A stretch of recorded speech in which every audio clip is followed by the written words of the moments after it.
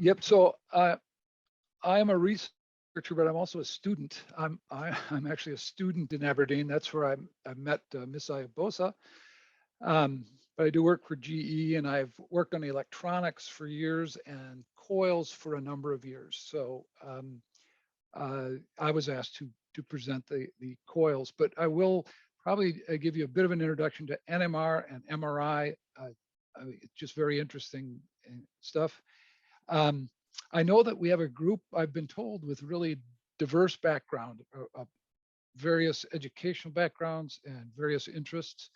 And so it's difficult to have topics like this with such a wide group. I've tried to include things that hopefully you'll find something interesting that each of you can take away from the presentation. It's very hard to go very in depth in a short amount of time.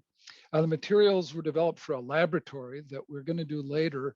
I've just cut the slides some, but the idea with this was a lead up to a laboratory to actually build a coil, and I think we're going to do that with some of the team at some point. Okay, so MRI radio frequency coils. Some of you probably heard a Dr. Dada presentation on nuclear magnetic resonance. I stole some of this information from him, but nuclear magnetic resonance was developed in the 40s, and it led to the development of instruments that could provide some chemical structural information about molecules and became very useful. The idea was that particles, protons, possess a spin. It's a quantity that gives a proton a magnetic field. And that the protons can be viewed as a small little magnet. Spin physics are only described properly with quantum principles. The classical physics, though, is nice for at least conceptualizing what's going on, gives you an intuition. And the idea is that this collection of spins, if magnetic field, we have a collection of hydrogen nuclei, and they're pointed, if you look on the left screen, they're pointed kind of arbitrarily with one another. But if you stick them in a magnetic field, you end up them aligning, and they take on two alignments, one positive in direction of B0 and negative, and there's a balance in those, which leads magnetic moment, and you can view this whole collection as a single magnetic. This is a convenient way to look at it.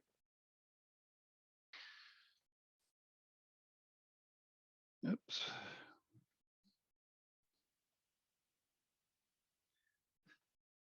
So in addition to aligning up with the magnetic field,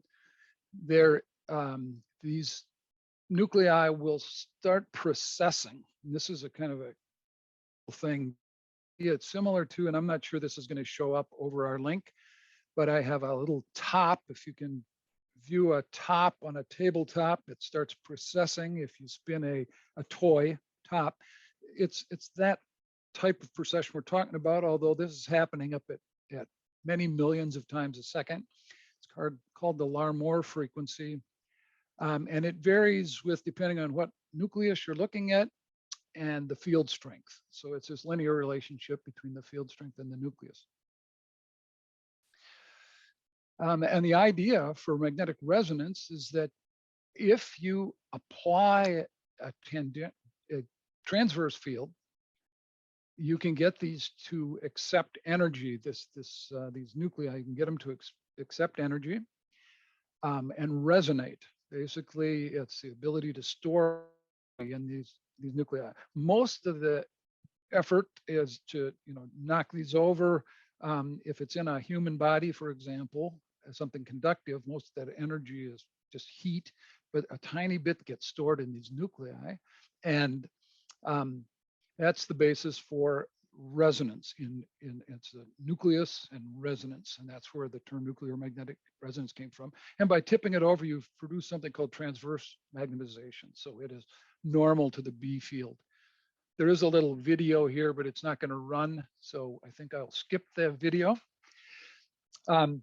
And then when you release that energy and quit tipping the spins over, they relax back and emit a tiny signal. And a receive coil, an MRI or MR receive coil, listens for that tiny signal, and the way that it's given back. And this is there's various types of relaxation as things normalize, and the exploited to understand the molecules and the interactions.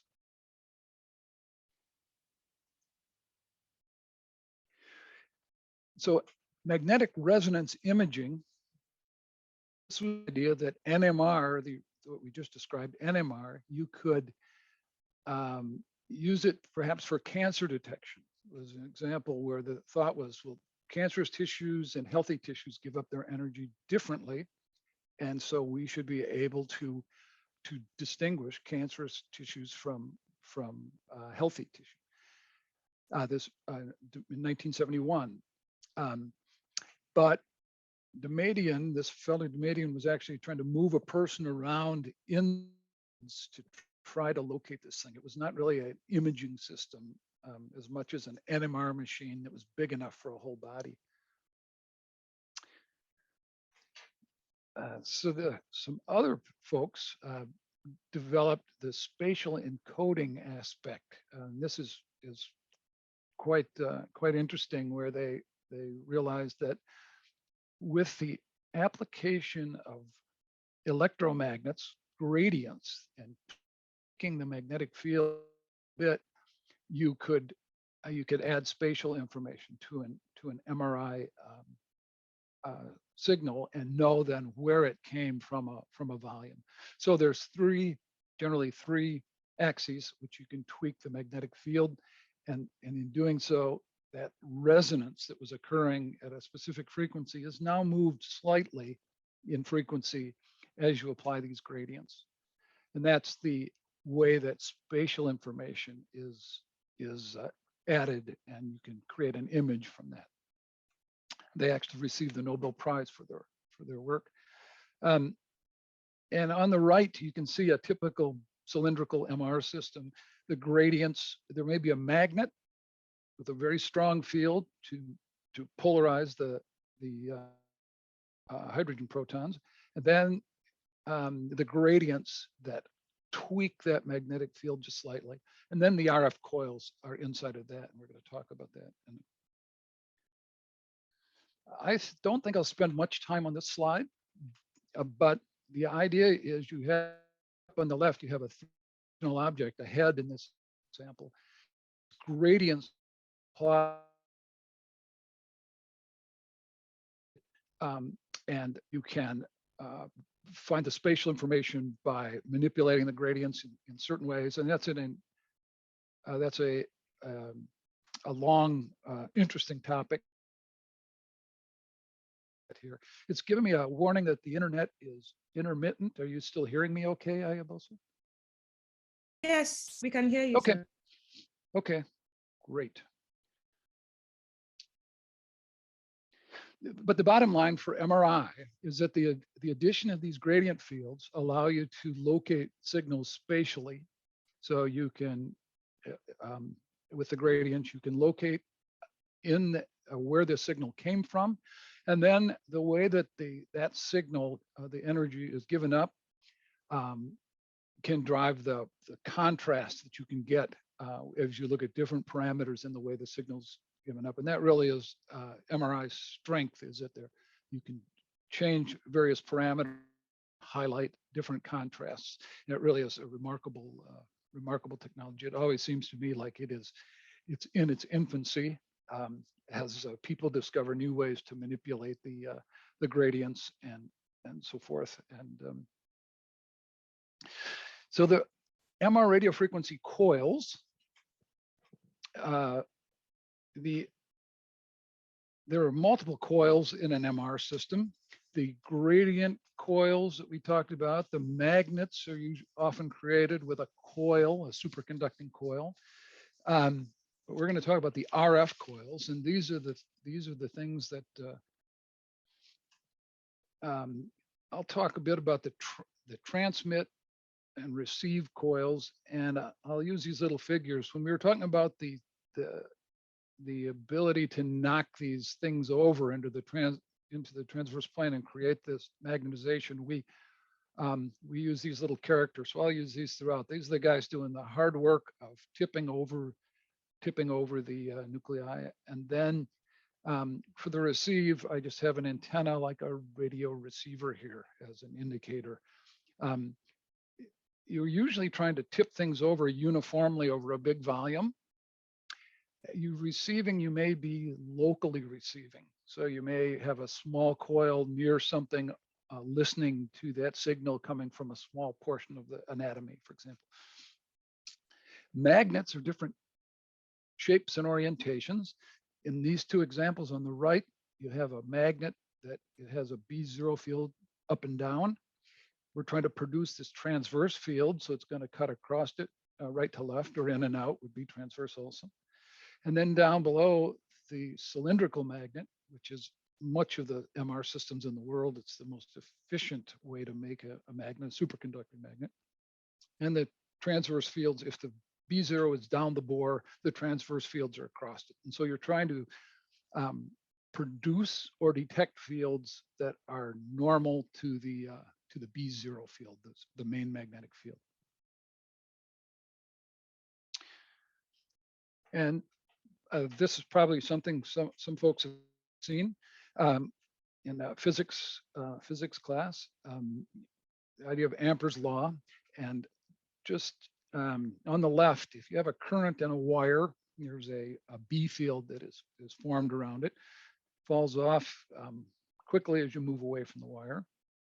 And then on the right is the wire and a return, and you can see that if you do that, you end up with a region in the middle where there's a fairly uniform B field. So you're starting to create something that is useful for MRI. The current is moving back and forth at millions of times a second. Therefore, we have a time varying magnetic field. The right-hand rule is the thing that we've used to indicate which way the B field is relative to the current flow. And that's why I have the hand on there. Whoops.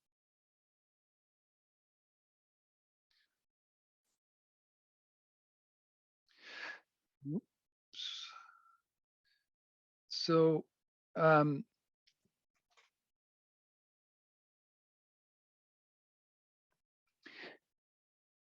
if you find a path that's a circle, this is a very common shape in MR coils, is circular elements. So the current, in this case, you push a current into a circle.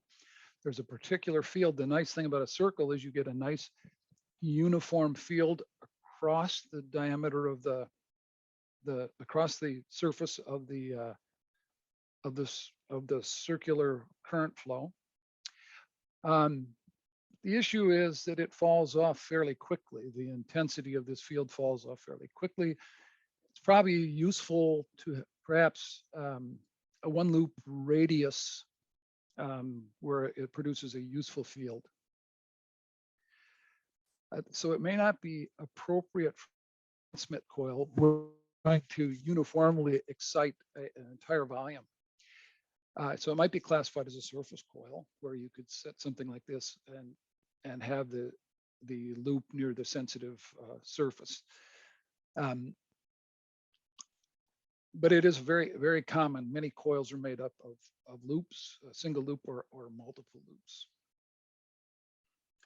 And this rule of thumb about the one depth, there's many other shapes. You can do square, rectangular, there's multiple shapes of coils.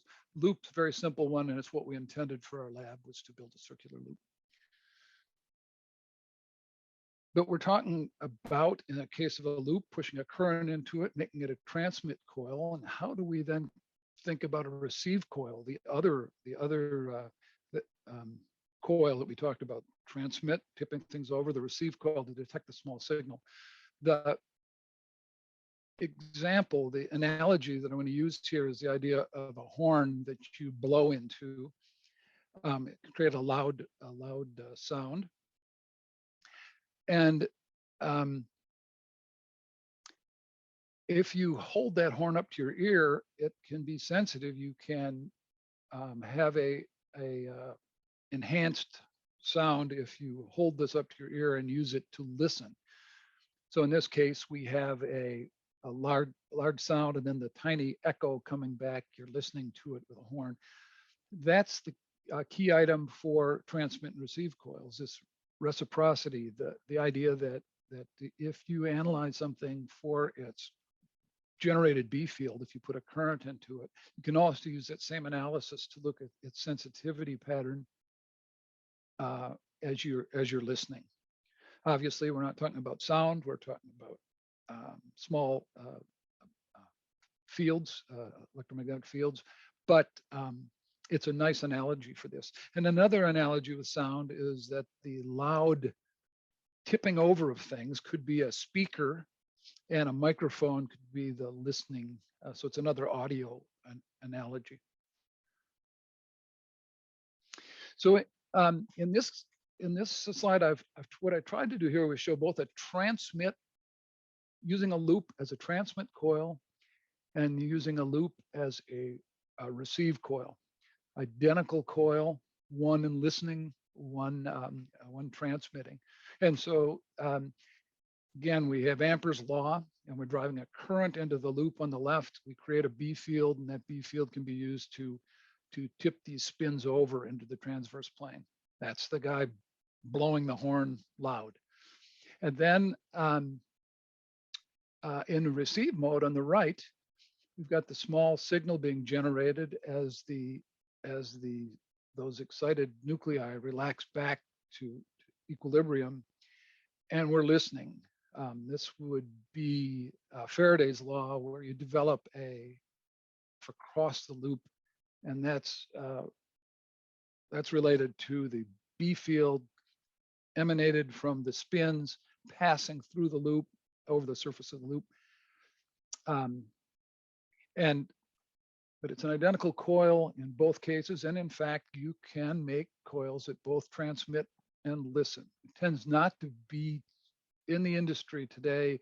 Most of the time, you'll have a body coil that's integrated in the system, creating the nice homogeneous field that's transmitted, and then the listening is done with a local surface coil.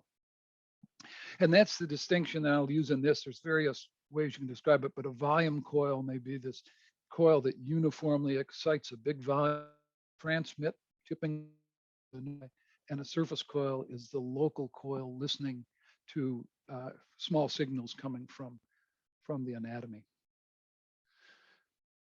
It's the idea of volume and surface coils. And again, a volume coil could excite a big region of a body, and a surface coil may have enhanced SNR, better signals close to the surface, and may be laying on the surface of the body, and valuable as a receive coil.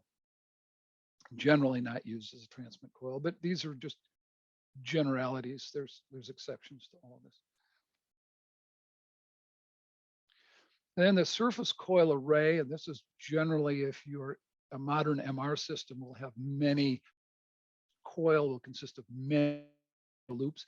It's an advanced topic, but it really did change MR. It turned a small field of view. You could have many loops producing a larger field of view with better SNR. And it's also used to help speed up spatial encoding, since you know that there's some spatial information in each one of these individual sensitivities. Those are advanced topics. We won't spend time on that. Most of the stuff I describe are single loops. So the idea of a volume coil, if we had our single loop and we just added more turns to it, you'd increase the intensity of the B field, but it would still fall off as you moved away from it in distance with that curve we described earlier as you moved away from it. But if you took that now and stretched it out and turned it into a solenoid, solenoid's a really wonderful structure for creating it's got the circular loop, which has the nice uniform field across across the plane of the coil. And by stretching it out into multiple turns, you get a nice uniform field down the bore. So in the volume of this thing, you have a nice field. So it's a wonderful coil as a transmit coil. And you could imagine, okay, a body could sit inside here and I could nicely excite the entire volume for my MRI experiment. But there's an issue. This is the idea that we have of the transverse field, where we have to push normal to the B0 field. And a solenoid coil, for as beautiful as it is and as nice a job as it does, if you imagine a solenoid coil sitting in a cylindrical bore magnet, the efficient magnet that people want to use, it wouldn't be very useful as a coil, because you'd orient it the wrong way. You couldn't push a person into it in this situation. So that's brought up a couple other, for cylindrical systems, a couple other volume coils that are often used. The simple one, the saddle coil, gets its name, I think, from the idea of a saddle, like it would wrap around a horse. It produces a field that's normal to the B0 field, and it has some very currents flowing in particular areas with these end rings and so forth. And that was early body coils in cylindrical systems were produced that way. But then somebody generated the birdcage coil, and you can see where it gets its name from with all the rings of the birdcage. And that creates a very uniform, nice homogeneous field. There's a distribution of currents on each rung that are changing with time. And most of the cylindrical bore MR systems today will have a birdcage coil integrated into it. So when you go inside an MR scanner, hidden away from you is this birdcage coil, which is going to flip all the nuclei in that volume. It's going to apply the B field to a volume of a person. Now we have to change gears here a little bit. And again, as I described, this is a Coils circuits because we were going to develop something in this lab. So the resonance circuit, if any of you have background in circuits or electronics, our loop, you use an inductor. If you resonate that inductor and have a competing reactance to go with it, we'll just briefly touch on this thing. You can cancel out this inductance with this capacitance. An inductor is storing energy in a magnetic field, capacitor in an electric field. The resistance is the lossy part. The resonance is when you're storing energy in this circuit, and it turns out when these reactances are the same, that's the resonance. The most current can flow in the loop, and the most energy is stored in both the capacitor and the inductor. Quality factor is something we use regularly in a design. It's a power stored, power dissipated, and related to the resistance and the reactance around the loop. And you have, here's your loop again, and the inductor loop, and there's losses in the loop. There's also losses from the body. These are the things that noise, and in MR imaging, signal to noise, and so managing these losses is critical. And what's called a loaded loop is the combination of these things. And loops are tuned and matched. This is part of our exercise that we would do. If you have your loop and tuning, we did talk about this Larmor frequency, and you would like the coil operating at that frequency. And for example, if you had a 0.2349 Tesla magnet, hydrogen protons would resonate at 10 megahertz. And I did that specifically because that was the exercise we planned to do, was at 10 megahertz. Not that we have access to a 0.2349 Tesla magnet. And if you take 0.5 Tesla magnet, that's probably the most common system in the world. Hydrogen protons would resonate at 63.87 megahertz. Why hydrogen protons? Well, 70% of the body is water, and there's a lot of hydrogen protons. Everything else that is um, MR active is very, very low density in the body. People are still interested in these things, but predominantly all MR imaging is going to be done with with hydrogen. Matching is the other term you'll hear. And matching, just as a point of interest, 100 years ago, almost 100 years ago, there was a decision made about using 50 ohms as an efficient way to move things. It's all an engineering trade-off.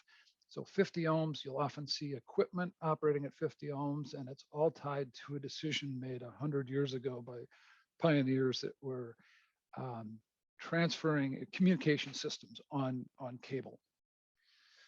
So that's where 50 ohms come from. And again, there's many parameters that you might be trying to optimize for. Same will be true with an MR coil. And so we have our coil loop.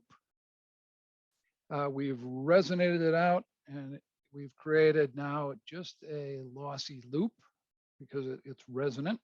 The Q will determine, and it's something we'll look at in the laboratory, the Q will determine the bandwidth of this and how narrow is the peak, how lossy it is. It's a good way to characterize it. And matching, a power match, that's a good example of a match, is matching for power, where you have a source and you want to transfer the most power to a load. And generally that's done when the source and load are the same. That's when things are maximized. And so the matching circuit has taken RS and created a new source impedance, R load, and at 1. And this is where you get the most power out. But an MR system, MR coil, in particular, a coil array may match for other optimizations, best noise performance, or another idea of matching to get the lowest current to circulate in the coil. And those are all advanced topics. For our exercise that we'll do later, the power match is what we'll use. And matching circuits, these are again a collection of elements, and we will choose a matching circuit to take this tuned coil and turn it into the power match that we're trying to achieve. And again, we've got our tune circuit, we've got our match circuit, and basically that creates a coil. You've had a loop and you tuned and matched it, and you're going to use that as in this case, a receiving coil. So how do you specify a coil? What are people asked to do if they're developing a coil? Well, there's information you have to know. You have to know the B0 value and the nuclei, and that's the frequency of operation. That's the tuning aspect of it. What anatomy are you trying to examine? That's the mechanical engineering and the electrical engineering of where to place elements, and the shape of the coil. What's the orientation of the B field? We saw that example that a solenoid, a beautiful coil, can't be used really easily in a cylindrical bore system. So you have to know the direction of the B field. Is it a transmit coil? Is it a receive coil? Is it a transmit or receive coil? Generally today, you'll find people integrate a big transmit coil into the system, and then there are many, many receive coils that are developed that are anatomy specific. If you think of the first picture we looked at, it was a whole collection of different MR coils for heads, extremities, torso, cardiac, ankle. There's all kinds of coils that are developed. And then an advanced topic, how many loops? These are coil arrays, which are used to improve SNR coverage of the coil and acceleration. And as I said, most modern products, coils today are arrays. For simplicity, we're only describing single loop coils in the training. And to design a coil, this is the last little bit I've got. If you design we're asked to design a receive-only coil to image hydrogen protons of a kneecap at 0.2349 Tesla with a leg on the same axis as the B field, and we're going to match to a standard 50 ohms. And so if, from what we learned, it's a receive-only coil and a kneecap, so a surface coil is appropriate. We're not requiring a homogeneous transmit field, and we're looking at something near the surface, a kneecap. And the B0 and the leg on the same axis, that's a surface coil oriented with its B pattern normal to B0 is the requirement. And then hydrogen protons at 0.2349 Tesla, and we know that our coil must work at using that Larmor frequency term. We're looking at hydrogen protons. It must work at 10 megahertz. That's where we tune it. And we're using a standard 50 ohm interfacing. That's the matching that we talked about. So we've looked at knee anatomy. It tells us we need to image to a depth of 5 centimeters. So we chose a 10 centimeter diameter circular surface coil that would sit atop the knee. And we're going to use a single loop to do this. And that's the exercise that we will do, is build a 10 megahertz, 10 centimeter circular surface coil that, if you had an MR system with a 0.243 Tesla magnet, we would be able to image with it. And we'll do some bench experiments to do that. So I think that's the last slide. I don't know how I'm doing on time, but I tried to, again, it's wide-ranging topics. It's really a remarkable, MR is a remarkable technology, a collection of technologies. It always seems like it's in its infancy, always changing, improving, and it's still got a years of advancement coming.